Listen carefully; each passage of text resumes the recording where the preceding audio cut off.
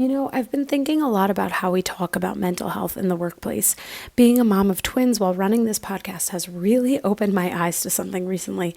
I hit a wall trying to juggle the demands of motherhood, keeping up with recordings, working, and maintaining that work-life balance that I'm pretty much always preaching about. And between the responsibilities of being a working mom and my packed days, my focus honestly was just scattered. My sleep wasn't super great, and I felt like I was just getting by. That experience led me to discover this concept of mental wealth, and it's completely shifted how I think about workplace wellness. Instead of just managing mental health reactively, mental wealth is about proactively investing in your mental resilience. Think of it like building a mental savings account that you can draw from when work gets challenging. I've been exploring different tools and habits that support this mental wealth building, and I recently discovered something that's become a game changer in my daily routine. Magic Mind reached out and sent me their mental performance shots and sleep elixir to try, and what caught my attention was how they align with the 5 pillars of mental wealth: sleep, diet, exercise, stress management, and what they call exogenous compounds. Basically, the supplemental tools that help optimize your mental state. So here's what's fascinating. They've created this 24-hour approach to mental performance. The daytime shot helps with focus and clarity, and I've been using this for my morning podcast recordings, and I've noticed that I am much sharper and much more present in my interviews. And then their sleep elixir helps you wind down and get better rest, which we know is crucial for making good decisions, especially in HR. And I should mention, I only take vitamins. I'm not someone who generally relies on or frankly even believes in other kinds of supplements, but Magic Mind has actually made an impact on me. And in fact, I didn't agree to working with them until I had the opportunity to truly test its efficacy. And I've done that. And plus, Magic Mind is vegan friendly. So for someone like me who keeps kosher, this was really important. And what I appreciate is that they're not positioning this as some miracle cure. It's one piece of a larger mental wealth strategy. The formula includes time-released caffeine to avoid that dreaded afternoon crash, and they've added specific herbs for stress reduction, which is honestly something we could all use more of in HR. Plus, it doesn't replace your regular caffeine routine, thank goodness, so I drink the mental performance shot alongside my morning coffee.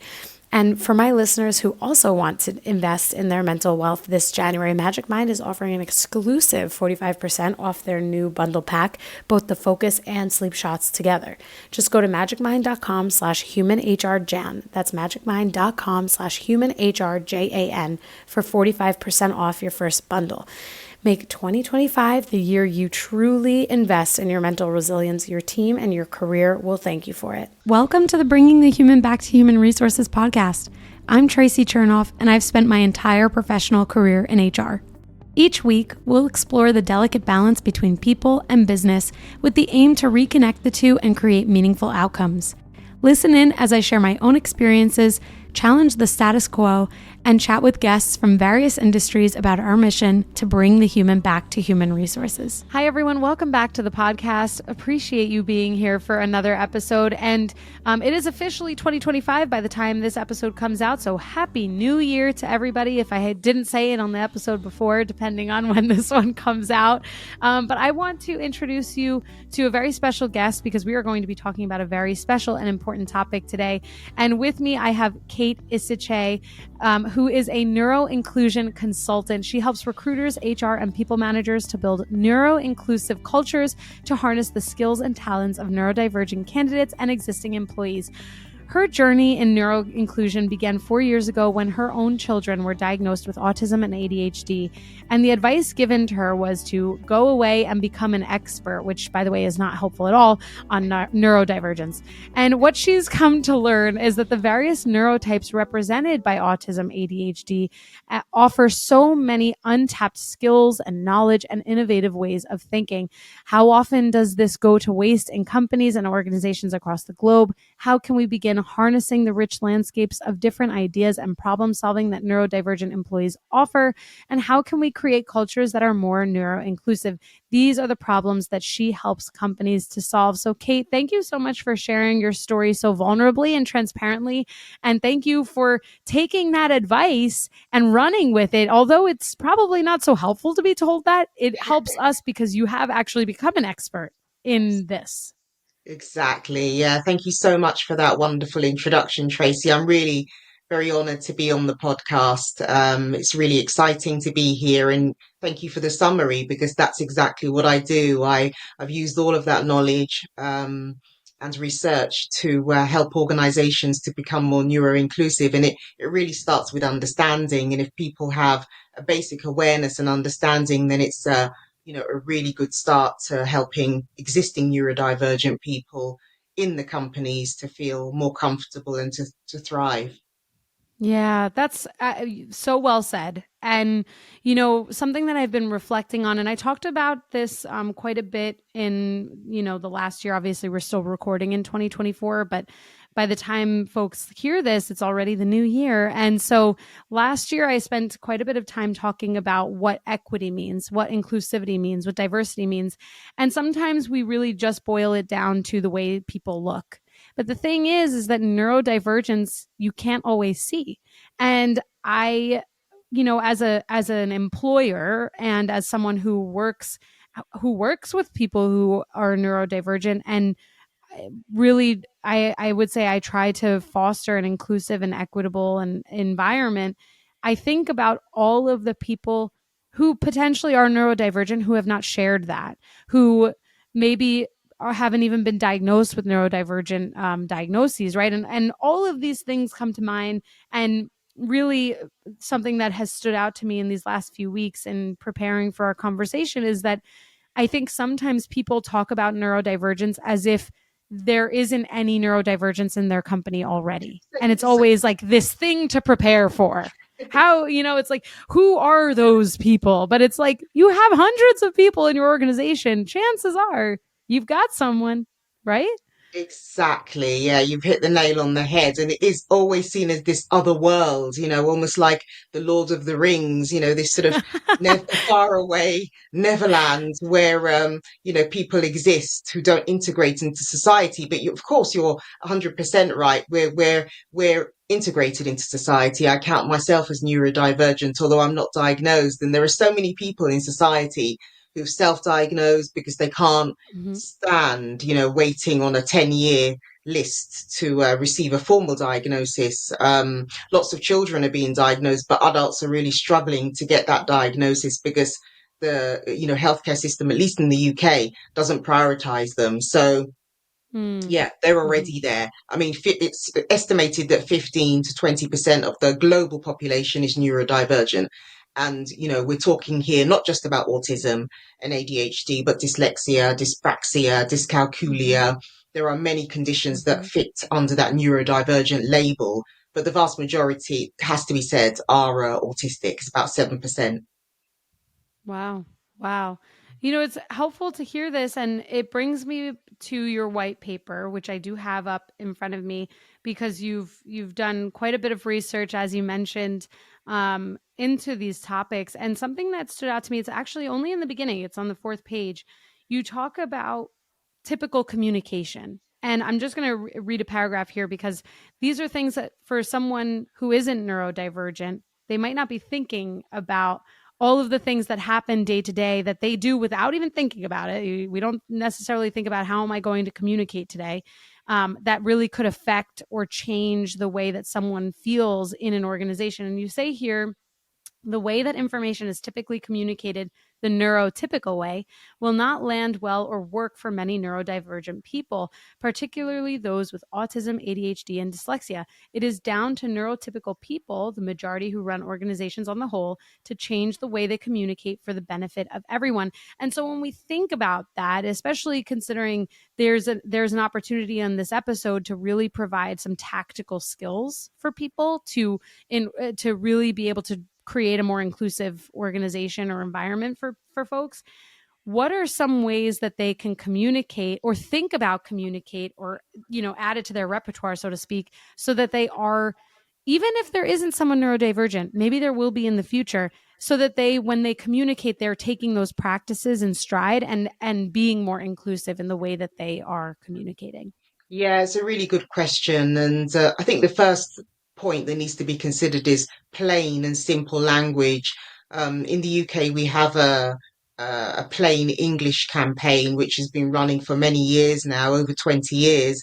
and it's designed to help communicators to outlay information in a way that everyone can understand.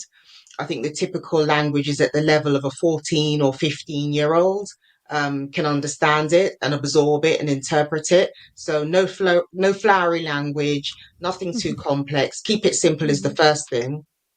And then also look at how you lay out your information. So if you're using text, there are some really simple tricks that you can use, not complicated at all. Avoid colored backgrounds, use bullet points, keep your Mm. sentences short, make sure the layout is visually easy to read. So don't cram loads of text into one small area, space everything out, use 1.5 or double spacing. That's what I do routinely in my emails. And it took me a while to realize what I was doing. And it's actually a way that I understand information.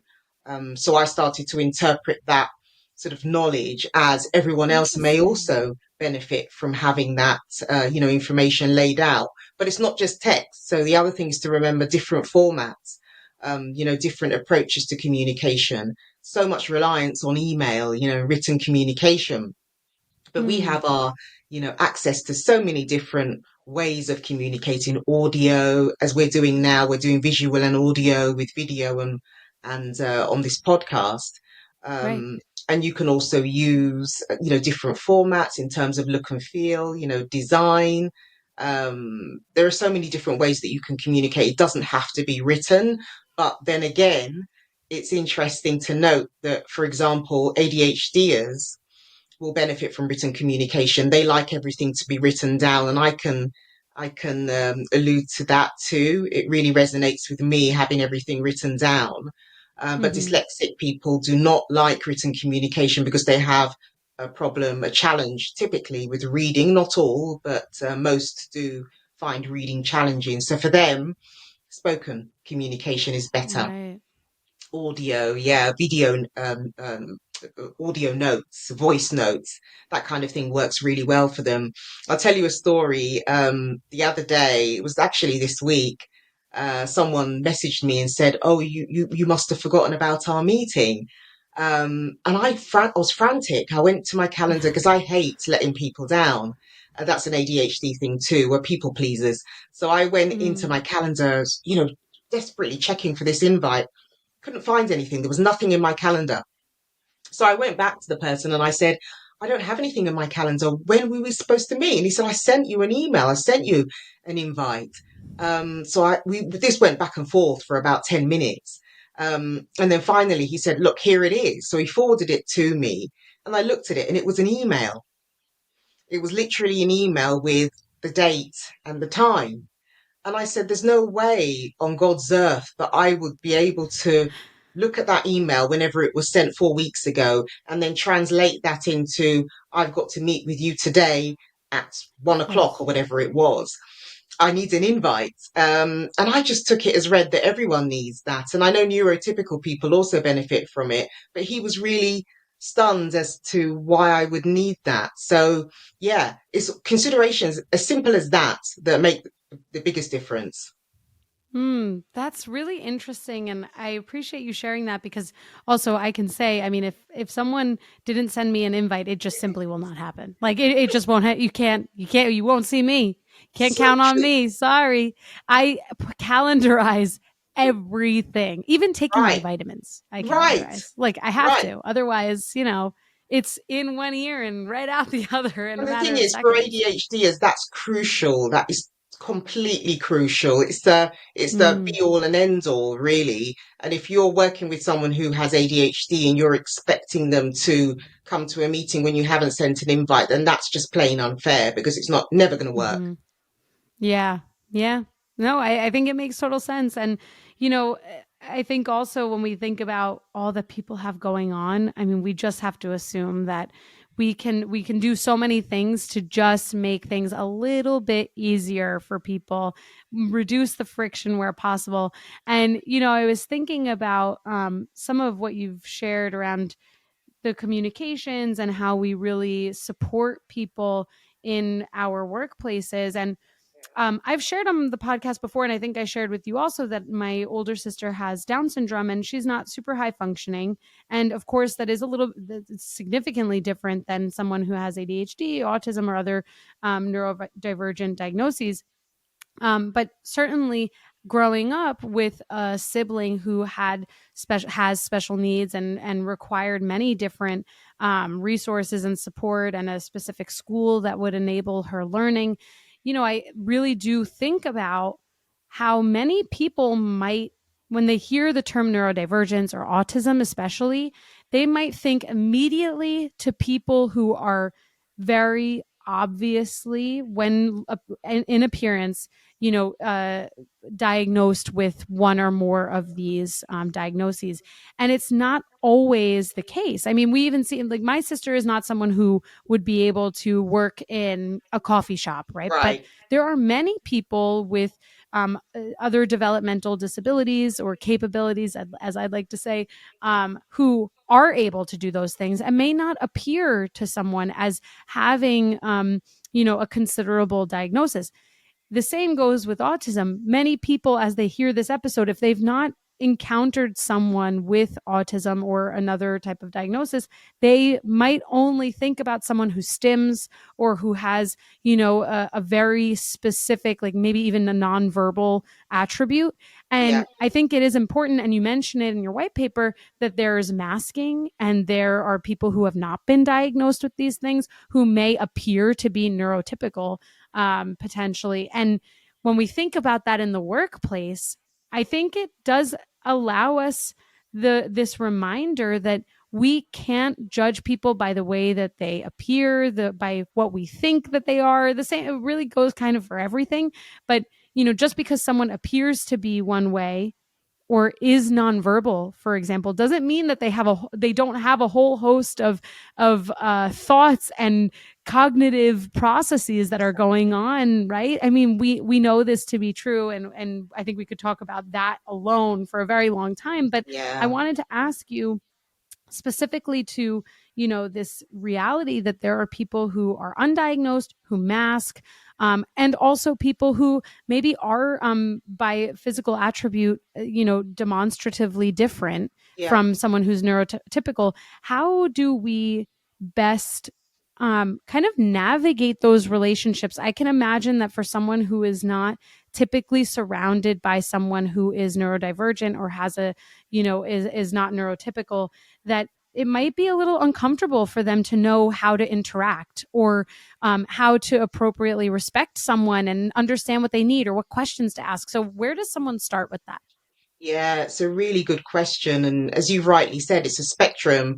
So Mm-hmm. same with autism and ADHD, they're both spectrums. So you get differing levels of, of how they are affected of the condition that they have. So, for example, you do have masking, particularly in women and girls. They mask a lot. So my daughter was diagnosed very relatively late, 14, in comparison to other children. And my son was diagnosed at 10. So they're both autistic, but they are like night and day. There's no Mm-hmm. commonality between them at all. And you were saying earlier that, people may not have come across a neurodivergent person or an autistic person. Chances are they have, they just didn't realize it. Right, And if right. you were speaking to me without knowing that I had ADHD, even though I'm not formally diagnosed, I'm 99.9% certain I do. There's no way you'd be able to diagnose me from the way that I present, because I present in a neurotypical way. And even in the neurotypical population, there's neurodivergence. So, but if you have a group of neurotypical people who don't have autism and ADHD, there will still be different ways of learning, different ways of thinking, different ways of experiencing the world. That's neurodiversity. And I think it's Mm, good to sort of categorize the two because they often get conflated. And neurodivergence relates to those specific conditions. So, yes, you're right. There are autistic people who can't speak. There are mm-hmm. autistic people who can't walk. There are Mm-hmm. autistic people who have learning disabilities, but the vast majority don't have any cognitive challenges at all. They are, most of them, I'd say at least the majority of them are able to learn. in a similar way to a neurotypical person and actually are a bit more academically competent than most neurotypical people. So they're very good at reading, very good with Mm-hmm. mathematics. Not everyone. I'm not going to tar everyone with the same brush, but I've met many autistic people who've been to university, have degrees, master's degrees, and also PhDs. And the reason is because they have this focus on one particular thing that they are interested in, and they can go deep, deep, deep dive into it. In autism, it's called monotropism. In ADHD, it's called hyperfocus.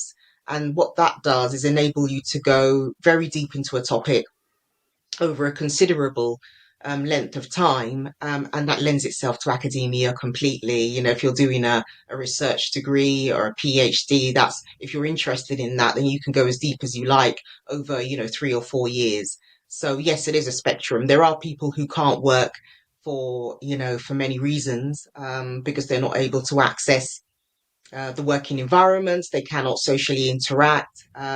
It's very difficult for them to follow instructions. So yeah, what I always say, my starting point for organizations is people managers. I always call them the vanguards of the employee experience. If you're a Mm. person, manager, you're a supervisor in some capacity and you have a team, you have such an opportunity there, to understand each and every one that you manage deeply, on a one-to-one, personal basis. So you can say, this person likes to work in this way. I understand that they don't necessarily align with the way that I work, but we can mitigate those challenges just by understanding each other and, intervening where necessary. So the starting point is not HR, it's not policies and processes, it's the people manager. We put so much onus on them, but that's because they are, Mm. the first and last touch point. Yeah, it's so true. And as you were sharing that, I was thinking about all of these opportunities when we do employ those who are neurodivergent, that we have a lot of opportunity talent wise because of some of these unique skills that do come along with these multiple diagnoses. Exactly. I Yeah, mean, I mean, there are so many famous people who've now revealed, that they are neurodivergent, and most of them are in the creative industries. There mhm. are many in tech too. So I think Bill Gates is one of them. I think he's said he's autistic. Will I Am has Wow. ADHD. Elon Musk, I Wow. think he's autistic. Yeah, I think Greta that's right. Thunberg, she's autistic. There's many, many people who are neurodivergent, and they are super creative, super innovative, and super productive. So yes, you're right. Can you imagine that untapped resource? You've got people in your organization who are neurodivergent, but they could be in the wrong job, or they might have a manager who Right. doesn't understand their way of working, and that's when the problem arises. I know for a fact that many ADHDers have lost their jobs or been put on Mm. PIPs, which are performance improvement plans, as we call them, because they have been seen to be incompetent or perceived as disorganized. But Mm. actually, it's just the way that they work differently. And if you understand that, then you can mitigate those challenges by putting in place some interventions that benefit them and will help your team to, complete projects, on a timely basis. So it's all about awareness, it's all about understanding, and it's all about interventions, but the right interventions. Right. I really appreciate what you've shared there. And, especially on the basis of PIPs and other performance elements. And when we think about the responsibility that people managers have, and for all of us maybe who are in HR or trying to get into HR, there's an opportunity there to really think about what the expectation is for people, and that it's okay to have the same level of performance expectation from an output standpoint, but that the journey just might look a little bit different. I mean, Exactly. when I think about like even my role today, I work in tech, and a big part of what we do, I mean, we're remote first, and I think that definitely sends a message as far as like what trust looks like in our organization, because you have to have a lot of trust and rely on your team to accomplish what's necessary to get the job done and move the needle forward, right? But I share that because when you have an organization that inherently says, I know that you can work whatever you need to, you're going to get the job done. you can work from home, you could work from France, you can work from Argentina, Yeah, as long as the job gets done, right? That's kind of the same thing that needs to be applied to really all employees, but especially those who are neurodivergent. It's like, okay, well, as long as you kind of get to that end result, whatever that performance result needs to be, maybe it's delivering on a project or, some other deadline, the road to get there doesn't have to be the same for everyone. And as a matter of fact, in most cases, when people have the flexibility to be creative about how they deliver on a result, you're going to get the best out of them anyway. And I exactly. do think, right? I think that people leaders have a real opportunity in just changing the way that they manage people. Yeah, and it's this holding on tight to the past, Yeah.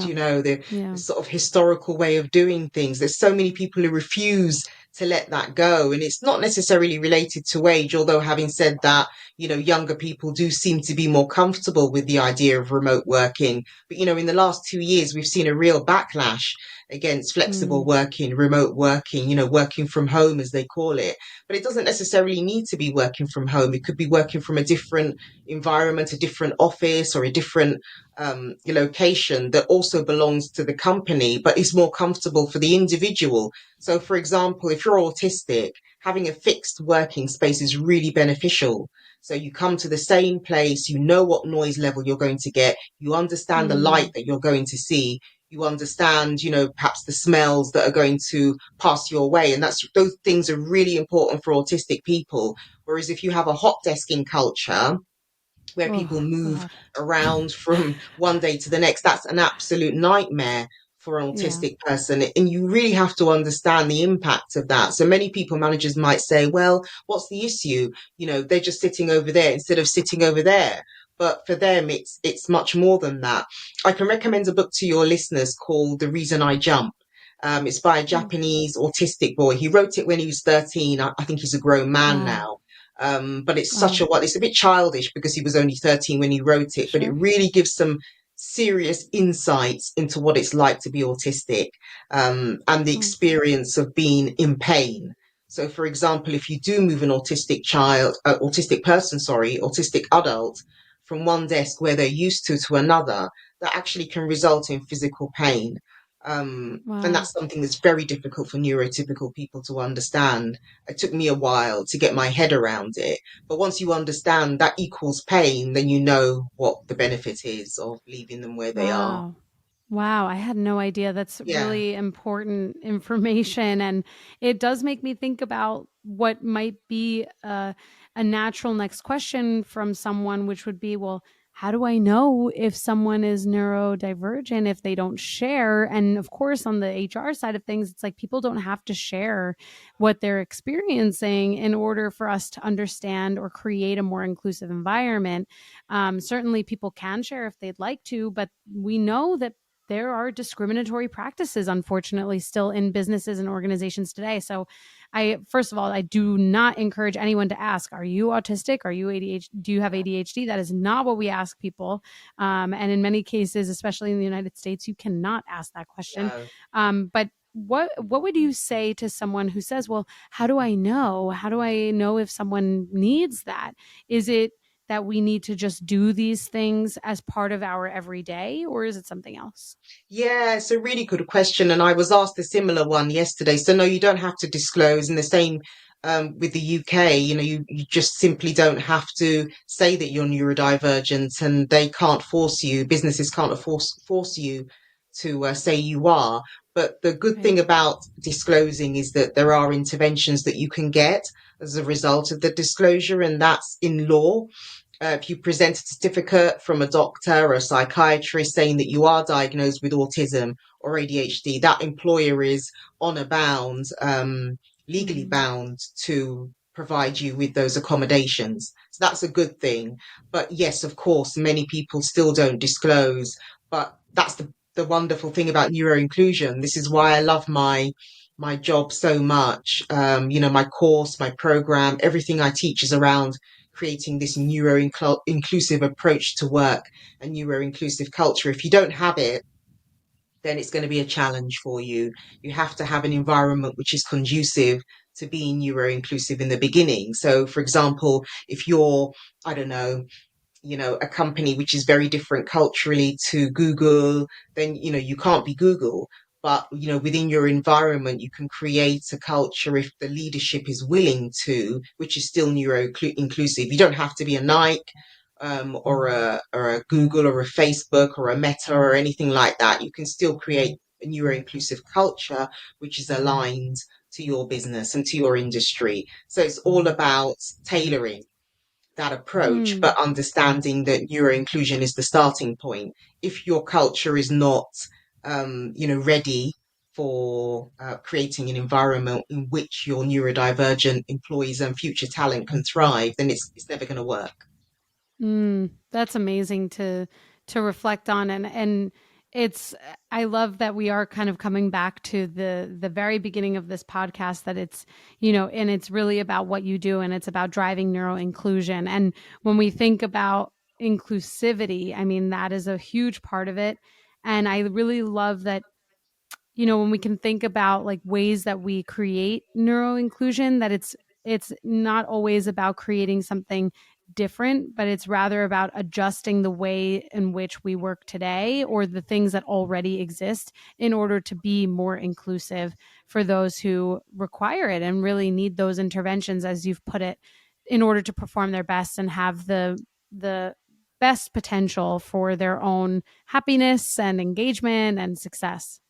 Yeah, Yeah, exactly. It's all about creating an environment that works for not everyone. I'm not going to go down that road because you get people sure. saying, well, we can all benefit from it. But when you go down that road, then you lose the understanding of what it is to be Right, neurodivergent. It's not everyone that can benefit. It's neurodivergent, people right. that can benefit. So, for example, I don't mind hot desking.